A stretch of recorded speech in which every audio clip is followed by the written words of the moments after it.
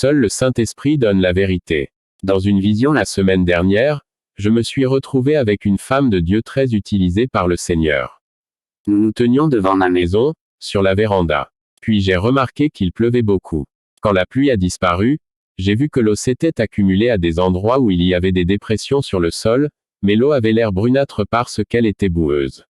La femme de Dieu avec qui j'étais m'a alors dit, « C'est l'eau que nous puisons et utilisons là d'où je viens pointant du doigt l'eau boueuse sur le sol. » J'ai été choqué et je lui ai donc demandé, « Vous utilisez cette eau boueuse ?»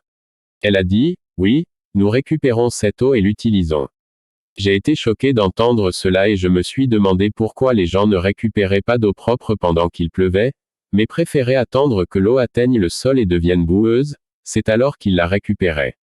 Alors Dieu m'a dit, c'est parce qu'ils ont rejeté ma vérité sur la sainteté, ils ne veulent pas obtenir la vérité directe du Saint-Esprit mais attendent qu'elle soit contaminée par des opinions et des doctrines humaines.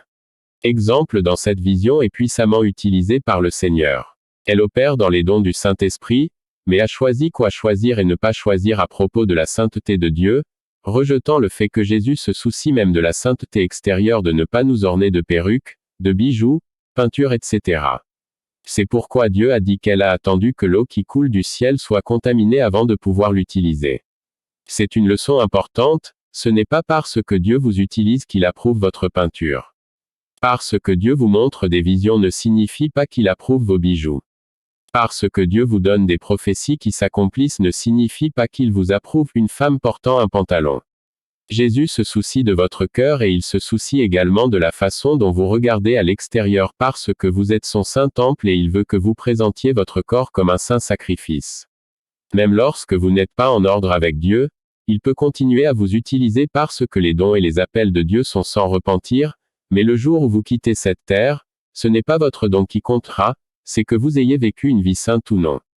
Jésus est si généreux avec les dons du Saint-Esprit, mais encore une fois, Jésus-Christ est si saint qu'il ne supporte pas le péché.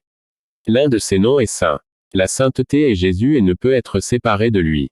Repentez-vous maintenant car le Seigneur est prêt à vous recevoir. Soyez prêts, soyez une mariée impeccable, blanc comme neige.